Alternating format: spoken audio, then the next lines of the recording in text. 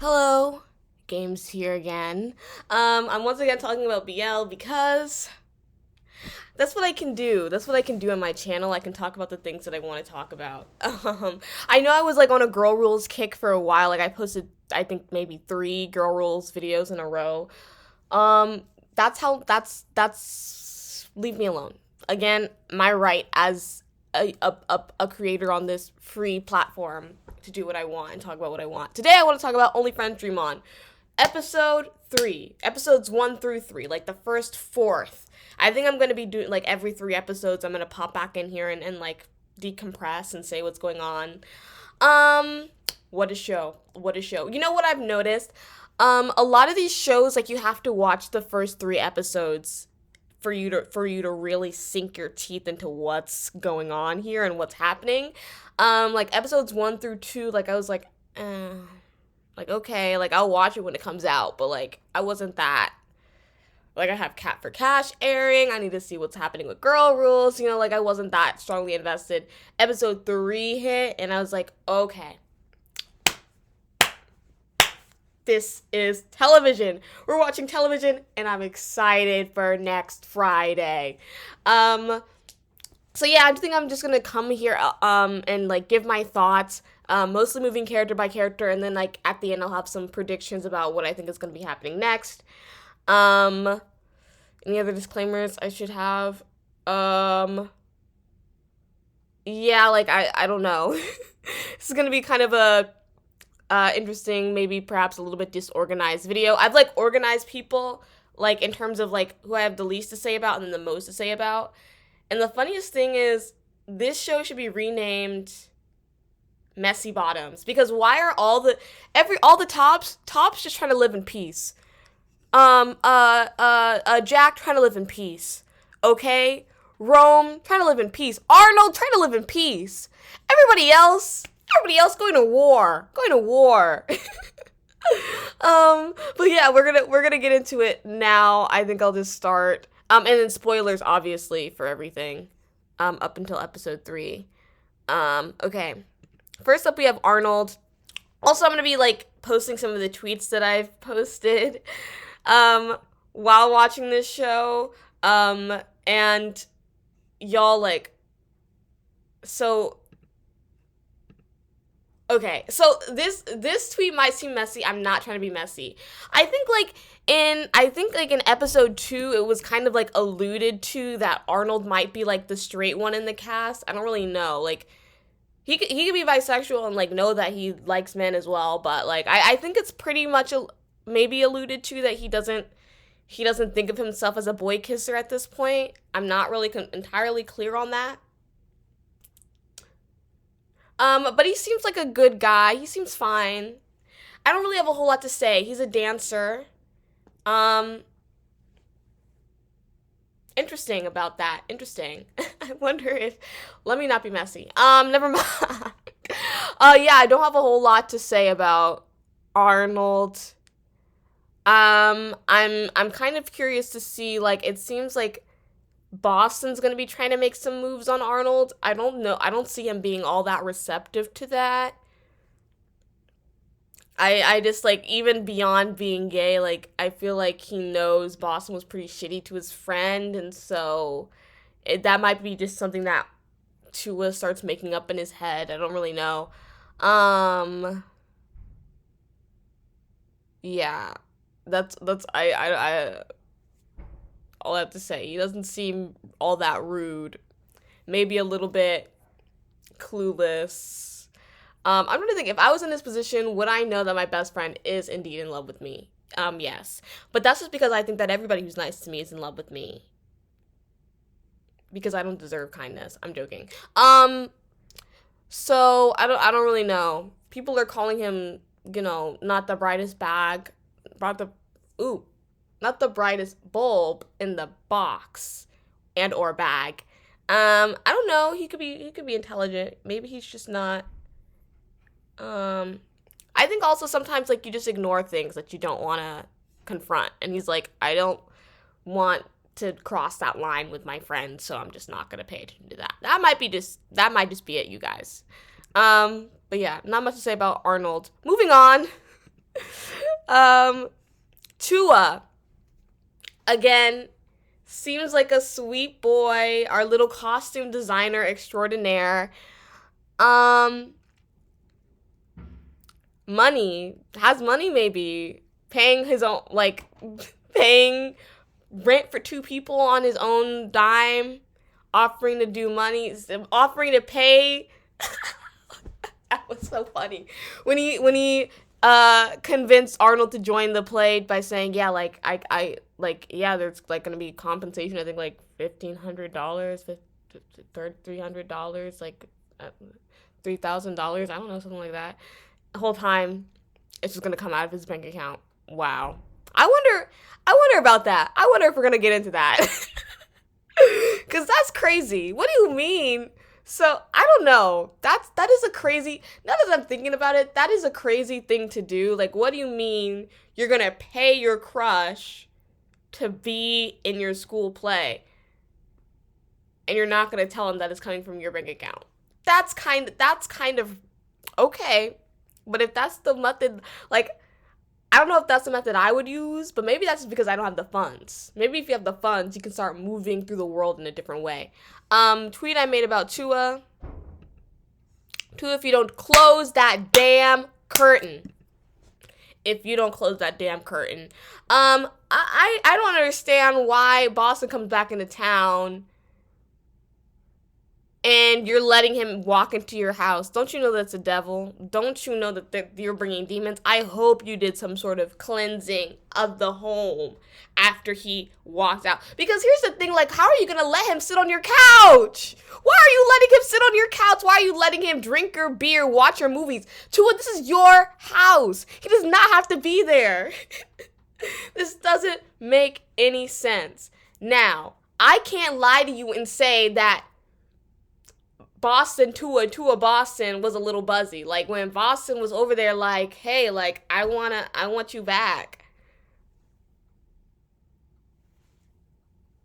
I was like, maybe Tua, you should nibble on the cookie a little bit. I'm not telling you to, place your hopes and dreams, catch feelings again. Like, know what this is. Know that Boston is just gonna be Boston. Like, know that he's not, like, boyfriend material, but he could be material, sheet material. He could be a poly cotton blend. Keep you warm at night. I don't know. Don't let him take any more pictures of you, obviously. But yeah, Tua seems cool, collected. I'm excited. Again, I don't have much to say about these two people. They haven't been doing anything too crazy. Tua to stay away from Boston, get a little bit close, but not too close. I just don't know why he let him into the house. I don't know. I don't know about that. Moving on. Okay. So, Rome is a bisexual DJ with a nose piercing. In other words, he's a slut. He's a slut and he's a whore. And it's okay to be a slut and a whore, but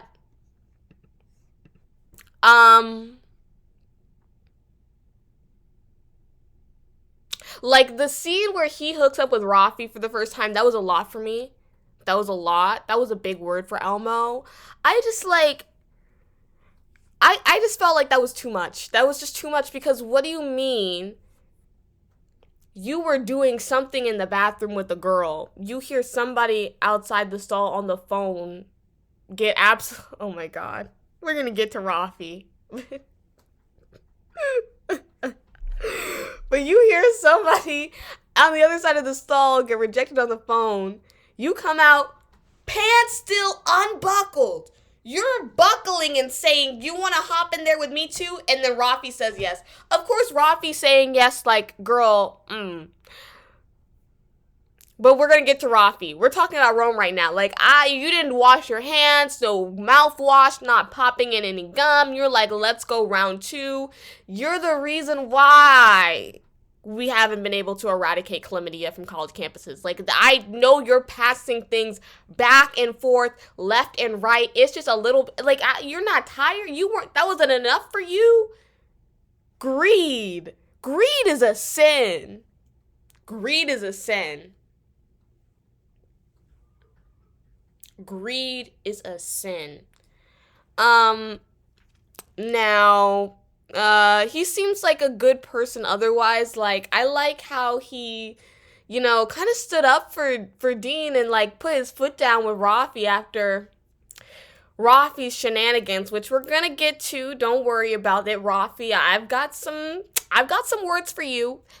Um, but yeah, he seems like a good person. I don't know why he's so hyper fixated on. I guess the head was good or whatever it was that he got in that bathroom. I guess it was really great. I'm curious to see like more about what his relationship is with Jack. Like, there's resentment there, but is it just because Jack doesn't like his stepdad? That doesn't seem like a reason to hate Rome the way that he's annoyed with Rome. So I feel like there's something there, but I feel like Rome really wants his big brother in his life, his big stepbrother in his life, which is kind of sad. Also, does Rome have any friends? Like, it seems like he has Dean, but is Dean really friends with Rome? I don't know. Maybe gets hired by the other guy. Maybe that's his friend. I don't know. I hope Rome has friends. He seems like a good guy. Although he's a DJ, which means he is evil. But male bisexual DJ? No, I've just seen too many people that have been personally victimized by men who are DJs, and I'm just not able to admit that he has a clean slate right now. Like, I just don't know.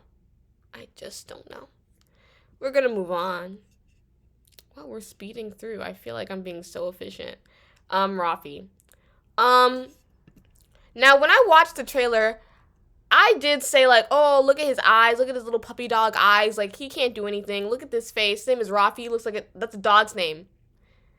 This poor little puppy. They're gonna kick him, and he's gonna cry. Do I think that I was wrong in that assessment? No.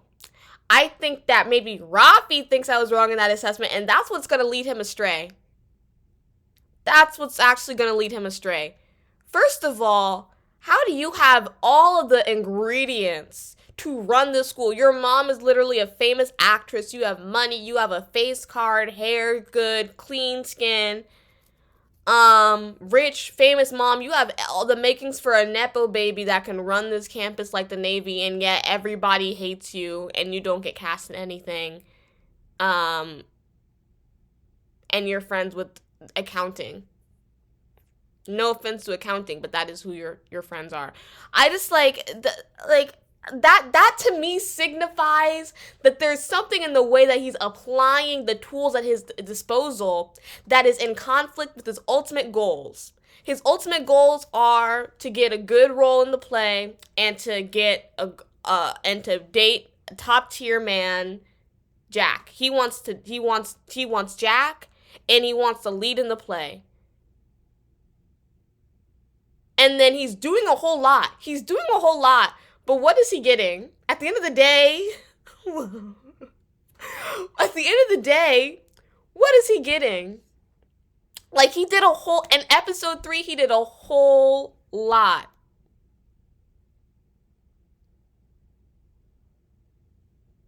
So that's telling me that there's something going wrong. And he tried to be a bad bitch. This is what I said when I was watching the trailer. I literally said this when I was watching the trailer. I was like, he is going to try to do some comebacks. He's going to try to be but it's going to fall flat. It's going to fall flat. Here's a tweet that I made about this young man. Couldn't even show the video to his Dean's face.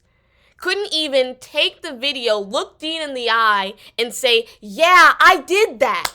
Yeah, I'm the one. It was me. Because he wants to be sneaky in the background, doing some shady background shenanigans and not be seen. Couldn't even own up,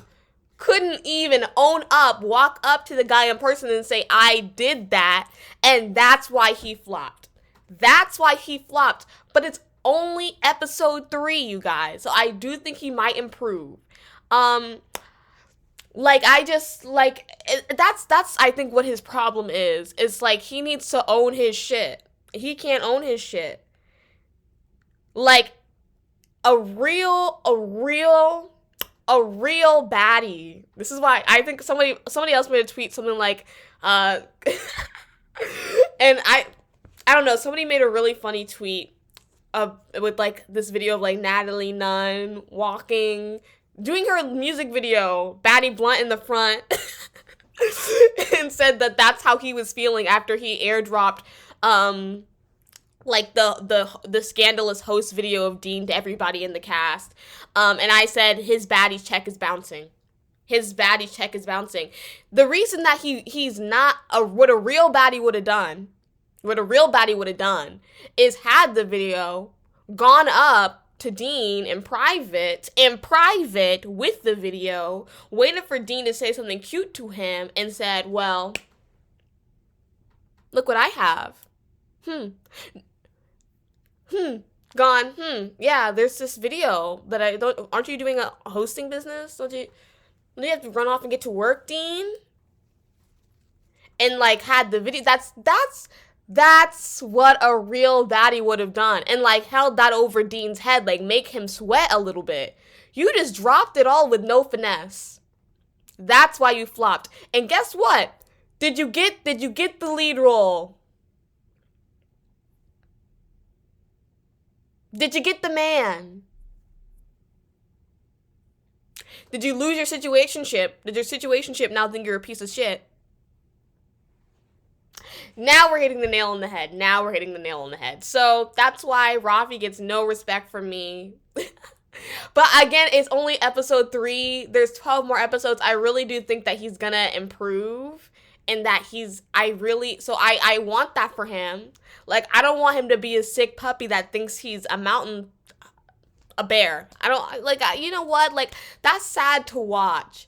It's satisfying because I love Dean, and I'm like, I don't want Dean to be going through some bullshit over somebody just because, like, you want a man that's not yours. Like, why do you go find yourself your own man? Why do you want a man that's not yours and a role that's not yours at the same time? You know what I mean? So, like, I don't want that for,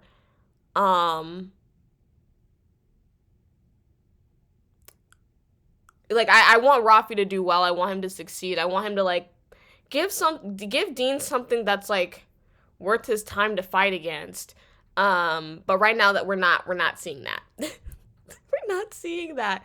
Like, he literally flopped. He really flopped. And that felt good. It felt good for him to walk in and see, oh, whoops. I'm a fool. I'm a fail. But I think he needs to learn. Like, this is a learning opportunity. And I think he will grow. Next up. Okay. Jack. I saw all up and down the timeline, people were calling Jack a red flag. And I was a little bit confused about him being a red flag because, like, he just hasn't done anything yet.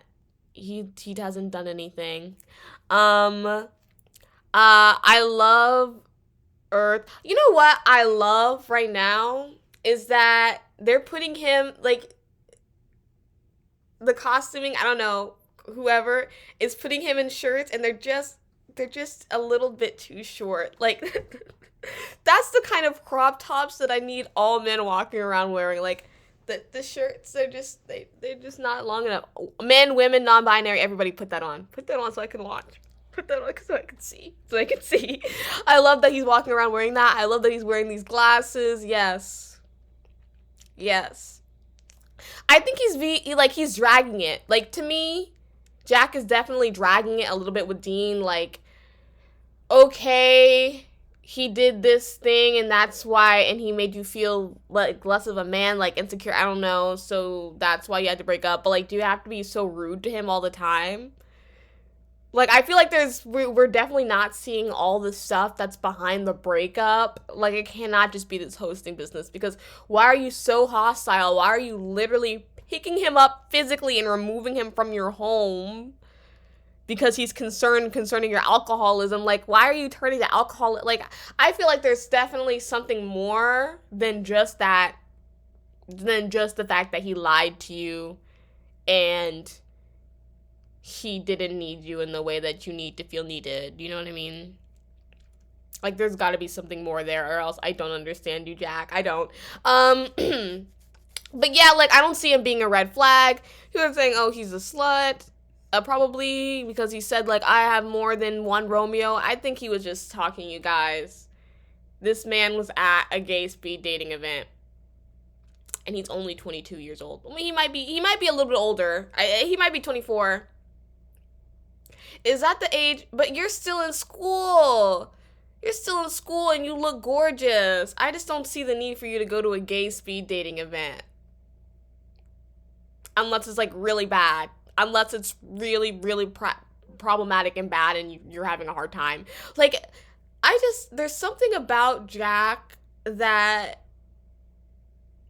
like, I think he's a little bit awkward with guys. I don't know, I think, I don't know, like, he needs, like, a lot of encouragement in a strange, like, I don't think he's, like, a very forward person. I don't know if awkward is the right word, but, like, I think he's the kind of person that doesn't, like, move forward in a situation unless it feels right. Like, I think he's, like, a very, like, cerebral, like, kind of guy. Like, he thinks a lot.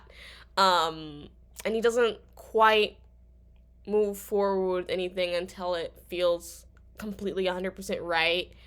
And I think, I don't know, there's something kind of endearing about that. There's something kind of surprising. The way that he's moving with Rafi, do I think that he's leading Rafi on?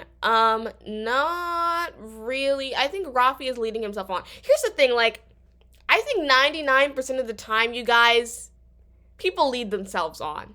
People lead themselves on. Unless you are in the bed with someone like Boston and he's saying, like, yeah, like, you're my favorite. You're my special one. Like, I like you more than anybody else. You're the only one that I'm talking to right now that I'm thinking about. That's, like, leading you on. Like, saying, come on, like, I really do want you to be in this play. Like, I want you to be a part of this play. To someone whose, like, final thesis project is doing this play, like,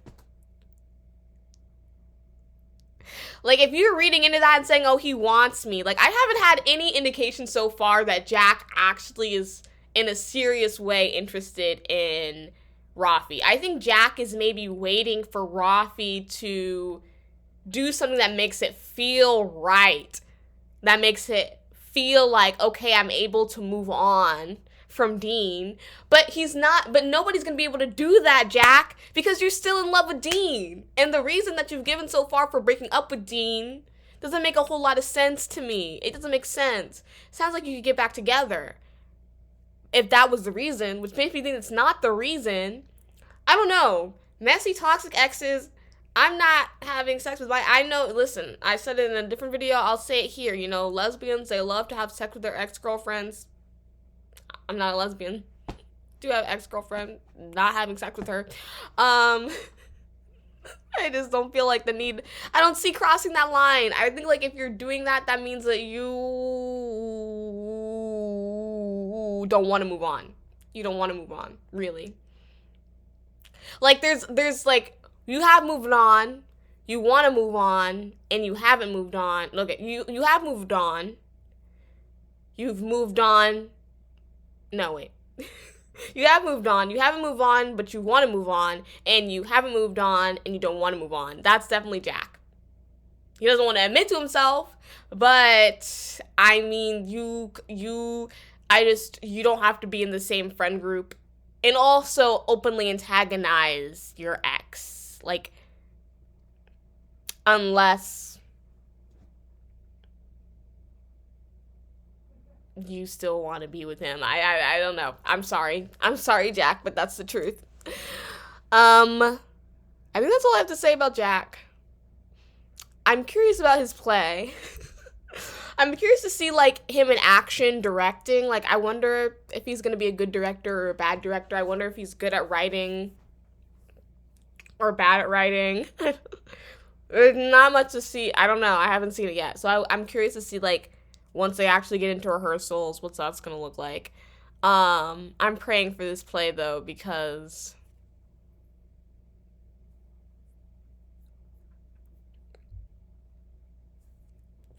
Like, maybe you shouldn't have cast the people that you cast because it's giving mess. And it's the play. Does it really only have 3 people in it? It can't be. Those just must be the 3 lead people. Because the table read had like 20 people. But you only got 3 people to do the photos, so I'm a little bit confused. I'm a little bit confused about how he's running this operation. But we're going to move on to...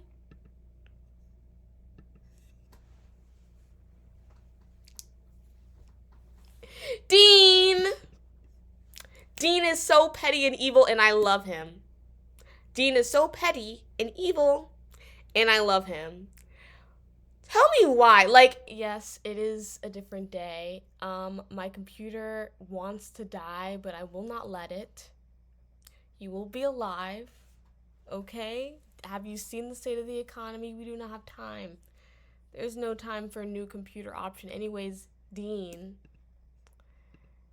petty, evil, and I love him. Here's the thing about Dean that I really think sets him apart from Rafi. Is Dean knows who he is. And that's why he's always going to win. Whenever Rafi and Dean are going head to head, Rafi's never going to get any points. He's never going to collect his baddies chain because Rafi, and I know we're not talking about Rafi right now, but Rafi doesn't know who he is. Okay? Rafi is resting on, is lost, I think, right now. And the moment that it was, like, solidified to me, like, what is actually happening with Dean and, like, why he's such a baddie, he's such a bad bitch, is that moment where, like, Dean basically tells Rafi, you're nothing. You're nothing. Rafi, who's more well-connected than Dean is, who has more money than Dean does, rich, famous mom, doesn't have to worry about all this other stuff that Dean has to worry about on a daily basis. And Dean says none of that means anything to me because what you do in your life, your actions are what matters. Dean knows who he is, so he doesn't have to try and fake things through. I love Dean. He's such a good friend. I love that he was like looking, like, as soon as he saw, oh, Boston's back, let me handle that. And I said this when I was watching the trailer.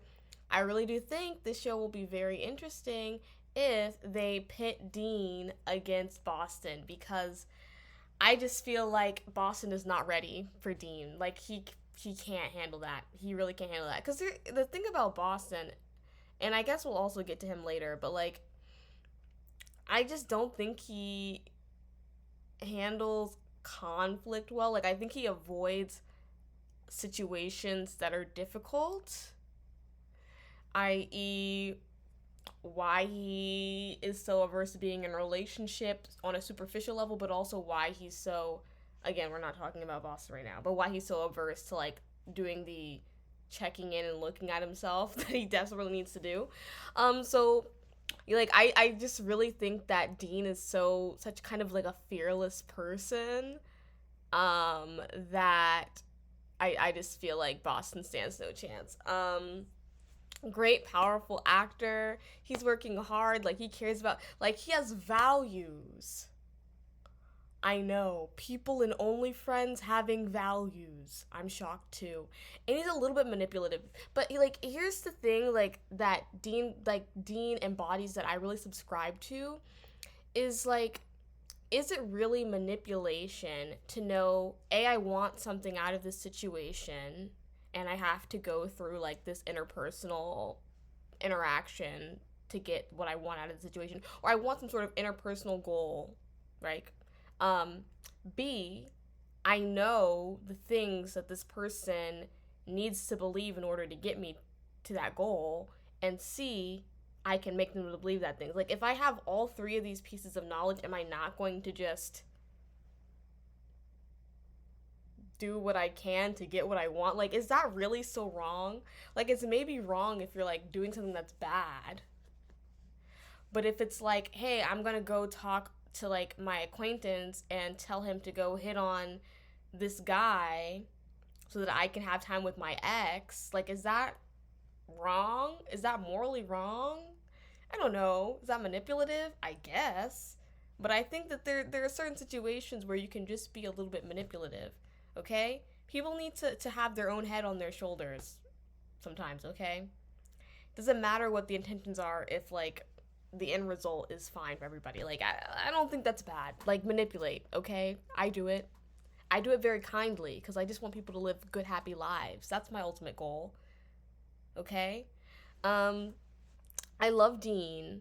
I'm excited to see where he goes next, what ends up happening. Again, like, I just don't think that we're 100% settled on this relationship. Like, I know they kissed at the end of the episode 3, Dean and Jack did, but like clearly there's something more going on there. So we'll see.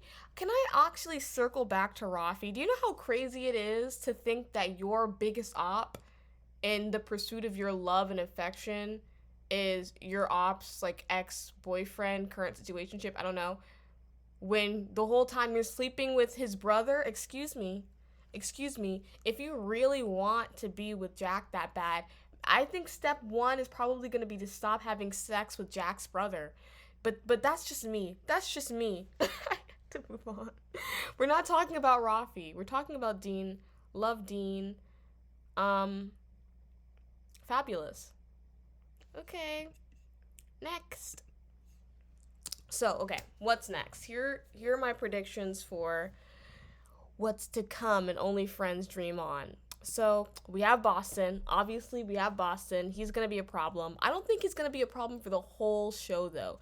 I was surprised that they introduced him this early. Like, I thought for sure Boston was going to be, like, some sort of, like, around the mid-season point. He was going to show up and make his chaos, but this is, like, he was introduced at the end of episode 2, so that just tells you how crazy things are about to get. If this was not even the wild card that they were throwing into the mix. Like, this is not even the... Okay. I'm breathing. I'm finding it. Like I said, like, it's kind of interesting. I thought that at the end of season 1 of Only Friends, like, something that I loved about how Only Friends turned out was that it wasn't really a show about people changing. In my eyes, it was like a show about the fact that when people show you who they are, you have to believe them. Like, Boston is showed up and was a slut, and you thought, okay, maybe he's gonna change, maybe he's gonna grow, and then no, he just sort of doubles down. He just sort of doubles down. You think, okay, maybe Sand, he's gonna grow a spine, and he's gonna have self-respect. Love Sand. I love especially Sand Ray. But you think, maybe this is Sand putting his foot down, having self-respect. He's not going to let Ray just do anything with him anymore. And then, no, he just doubles down and says, listen, that's my man. So, I'm just gonna collect my man, I guess. Like, it's actually so funny. You think, oh, maybe Top is gonna, become a good person. No, he doubles down. And they all double down in the best way. So, but the thing is like, okay, like, I get doubling down. I get, like, okay, we've established that, Boston didn't really grow that much as a person at the end of Only Friends season 1. Like, he's just kind of an asshole. And you think, okay, maybe he can change. He's an asshole. he just remains an asshole. And then he fucks off to New York or whatever, without a boyfriend.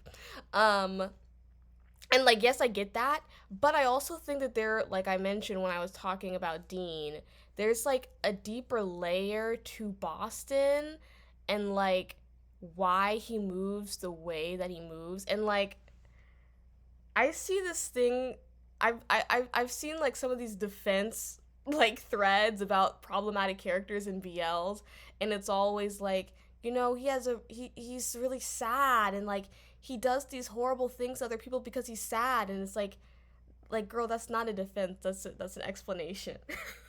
So I'm not trying to defend anything that Boston has done. Like, I don't need him to be redeemed, but I do hope that he's able to grow as a person, because I think we saw, like, he definitely needs to grow. Like, when he talked about feeling empty inside, like, I think that's such an interesting thing to explore here, and I'm a little bit nervous just based on the way that he's showing up and just sort of being a little shit to everybody, that we're not going to explore those the interiority of Boston and such a way that I kind of wonder like why even bring him back. But I don't know. We'll see. We'll see. He's gonna be trying to get with Arnold and Tua at the same time. Threesome. Listen, I was promised in that like fucking fake leak or like spoiler leak whatever TikTok there was gonna be a threesome in this show. If Ray couldn't have a threesome in season 1, I need to see some 3 people action in season 2. Okay, please. Please. Next. How's this play gonna go? It's gonna go poorly. It's again, I hope his show goes well. I think there's gonna be issues. Like I am curious about like because they hinted like I think like there was definitely more problems in this hosting thing because they hinted about Dean like sleeping through or like missing a whole performance. That's crazy. That's crazy, Dean. What is going on? So I wonder if some of that flakiness is also gonna appear here. But again, this is gonna be complete chaos, complete mess. But you know what? Like shows, like theater is always complete chaos and complete mess. But at the end of the day, there's always a show. So we're gonna I think there's gonna be a show, it's gonna be messy. Oh yeah, Dean to a friendship breakup. Like I said, like I really like the friendship between Dean and Tua, and I just know there's gonna be some sort of issue because nothing good lasts forever, not in the Only Friends universe. Um so that scares me. Who do I think is gonna come back? Like I think probably all the main cast is gonna come back. I know Namjoon is like was barely God. I wish that Namjoon had a bigger role in Only Friends season 1, but she did not. Okay, fine, whatever. And the actress is at a different company now, so I don't think she's gonna pop up here. But I think we'll probably see Top and Mew at some point. Maybe like episode 8 or something. Like they're gonna be relationship counselors to somebody for a bad like that's gonna be a bad that won't work. That won't work. And then I think we'll see Nick. And probably Nick with Ohm cameo. That would be cute. Nick and his new boyfriend. That's all I have to say for this video. Again, my computer is gonna walk into traffic. And so I'm gonna end this video here. Thank you for watching. Again, I'll be back once 3 more episodes of Only Friends Fremont have aired. Let me know. What are your thoughts on the show so far? Bye-bye.